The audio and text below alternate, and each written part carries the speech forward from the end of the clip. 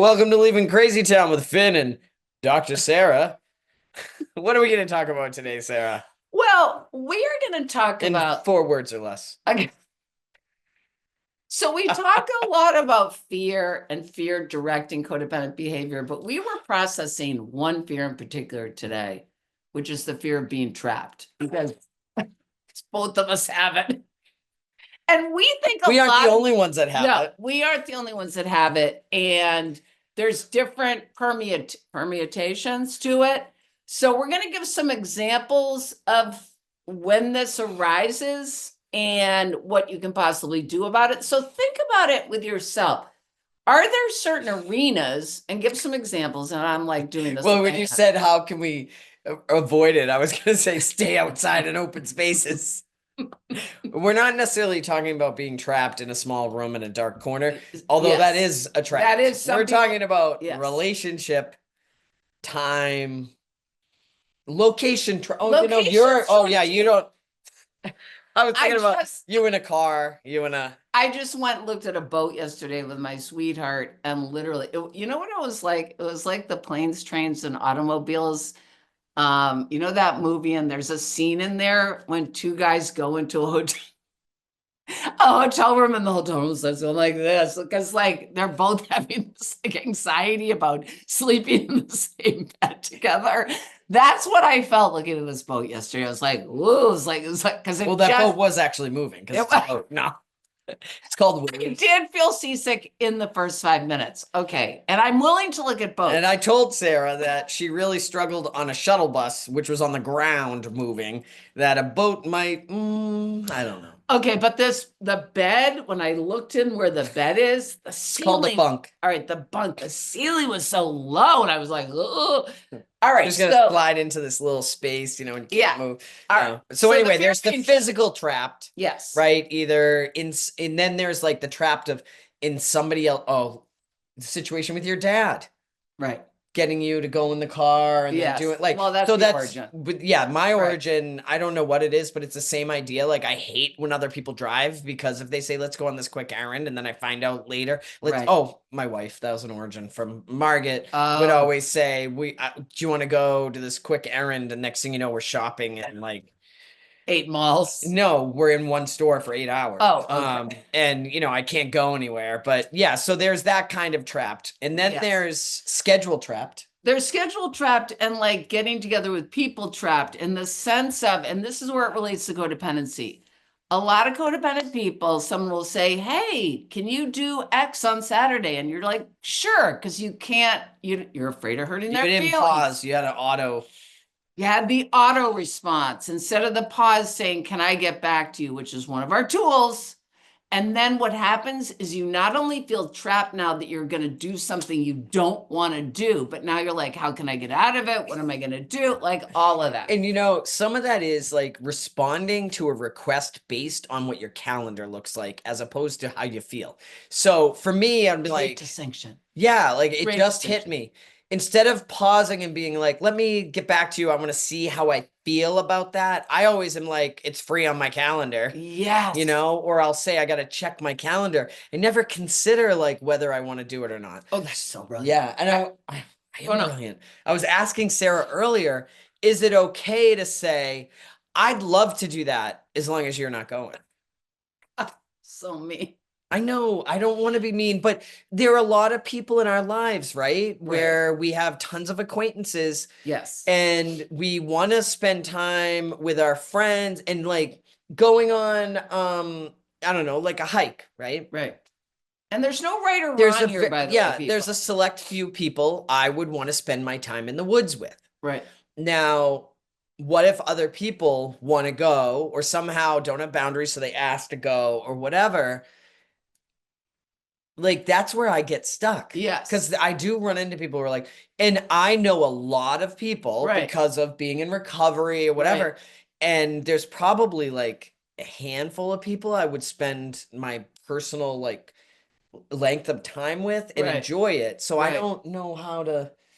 Yeah, I mean, I think the codependent behavior is we say yes to stuff, and again, there's nothing wrong with like being supportive of someone or hanging out with people if you want to get to know someone. But there's a difference between then feeling kind of obligated to do something because you're afraid to do what's right for you. So that's what we're talking about, the fear of I being mean, trapped. you have the fear of being trapped bad when people keep asking you to do stuff. So you write fake obituaries and publish them so they don't come back and ask you to do things again.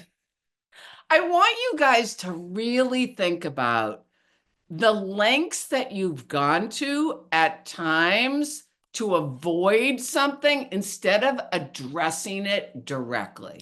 Right. But my question again Yes. to the therapist, to Dr. Sarah Michaud, is if you have acquaintances who, like, they're constantly asking you to do stuff or trying to meddle their way into your activities and you don't want to spend time with them. You have to talk to them. You have to talk to Like them. okay, let me practice. So, Sarah, I really appreciate your desire to spend time with me, but my personality and your personality are not two personalities that want to enjoy each other. How's that? That's not bad. I mean, I think this is a complicated issue that probably might need a deeper dive in a Right. discussion, because I know people are like, I don't want to hurt someone. I mean, obviously there's two extremes. Because I always say, like, I care about people from over there. Right. Right. And right. Again, it's probably people with bad boundaries that keep at it, right? Right. So then it would be more of a boundary. It would be more of a boundary issue. And that's the thing, really, I think when we don't set boundaries, we feel trapped.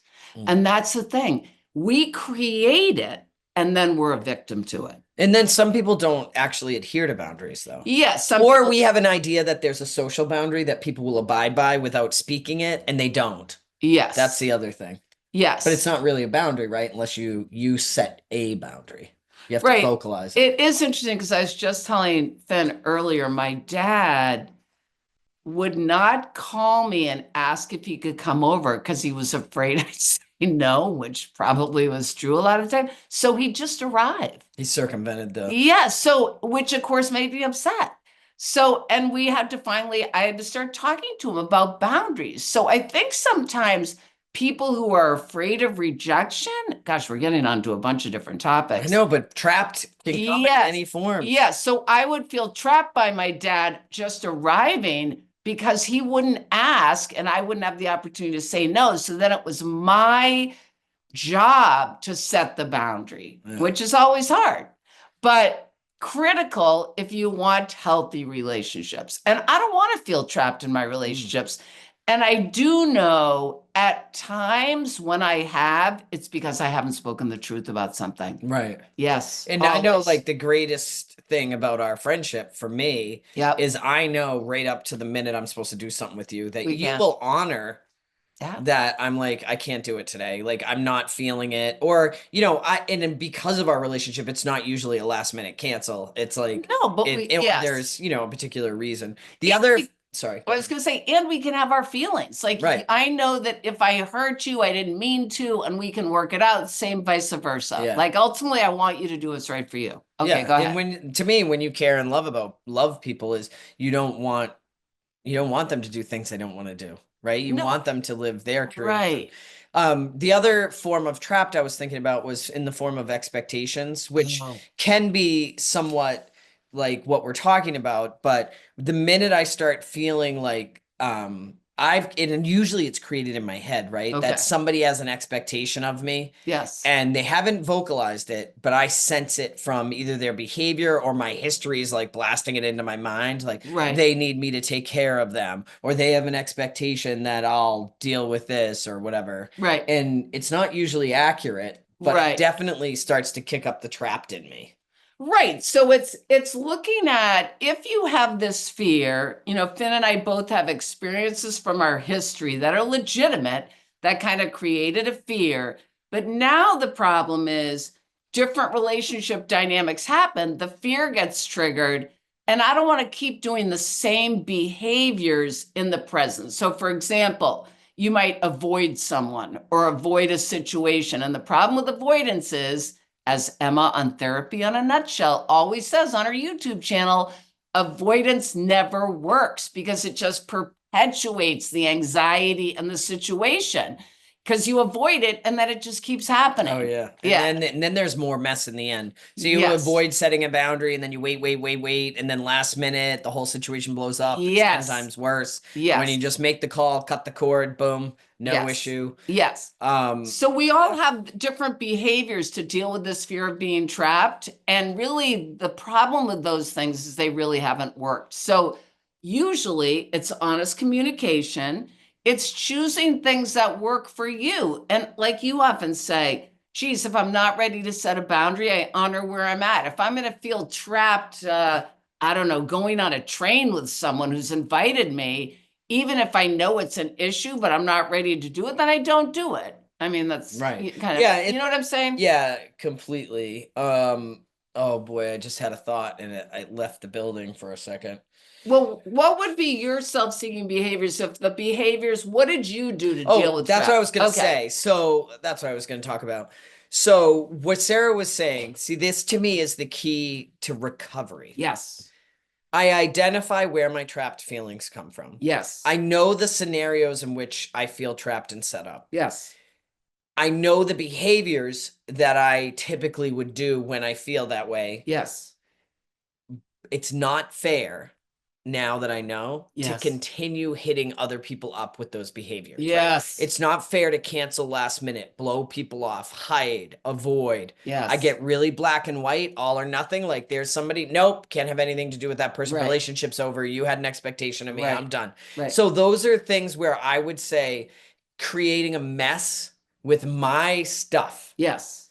Other people aren't making me react this way. It's Yes. not their fault. They don't deserve Finn's history being spread all Yes. over my current relationship. Yes. So that's what I would need to do, because I could avoid, or this is another one, spend time and be absolutely blankety blank miserable. Yes. So everyone And take it around out of me, people. it's not their fault. Yes. It's not their fault. Yes. You know, Yes. one key thing, I feel trapped when I'm late.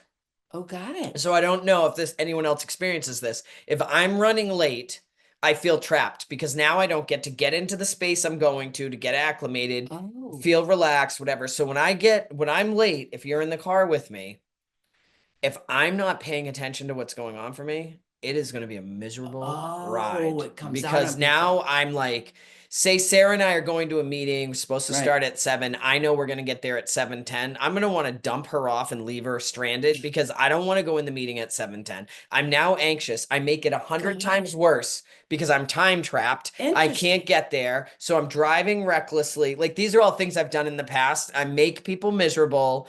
And I'm like, whoa, okay, wait a minute. I got to breathe. Yeah. And, you know, somebody asked me one time, they're like, what's the big deal about being late? It's not really about being late for me. It's that I get uncomfortable in social situations. Yeah. So I like to get there early, acclimate, relax myself, and then have the event start. Yes. I don't like to show up after the event started. It makes me feel uncomfortable. Like I can't. I love that term time trapped. And it's so interesting because I also like to be at places early. It just makes me feel less anxious. Yeah. That's really great. All right. So tools, if you're having the fear of being trapped, what do you do? Speak up. Speak up. Talk about if it's with a certain situation with a certain person, speak up about it. Also, set a boundary. Go ahead. And the biggest one is if you start to feel trapped, remember, you aren't. You have a choice. The problem, the whole reason why we feel trapped is because we forget that we have choices. Yes. Bottom line. Yes. I can say no. Yes. I can choose not to go. I can choose to attend. I can set the time limit. I can decide when we're leaving. And if somebody, like my wife used to be late for everything, used to drive me nuts. And I got to a place with her where I said, I'm leaving for the meeting at 6:30. If you're not ready, we'll have to take our own cars. Yes. It was really hard for me to do, but that was me taking control and speaking up and having a choice. I can choose to ride with her and be late and deal with my emotions on my own. Yes. Not take it out on her. Yes. Because I knew she was going to be late. Or I can take my own car. Right. Making choices. And the last thing I want to say is, if you have it and you're really having the intense feelings, like definitely try to figure out where it's from. And remember, like Finn says, the reality is it's a feeling. And the feeling is usually from the past. And so depending on the degree of activation, how much you really need to take care of yourself and how much it's like, oh, this is just a feeling. It's not happening right now to me. So just deciding what really works for you at any given time, but try to figure out where it really comes from. So it isn't controlling your life right now. I mean, some people that have this fear, like, don't go out, don't try new things, don't go to certain restaurants. So, I mean, really, that's the big deal, is it can limit your life in a huge way. So try to take a baby step. Just a baby step. Baby step. We're leaving Crazy Town. Fasten your seatbelt. We're out of here, people.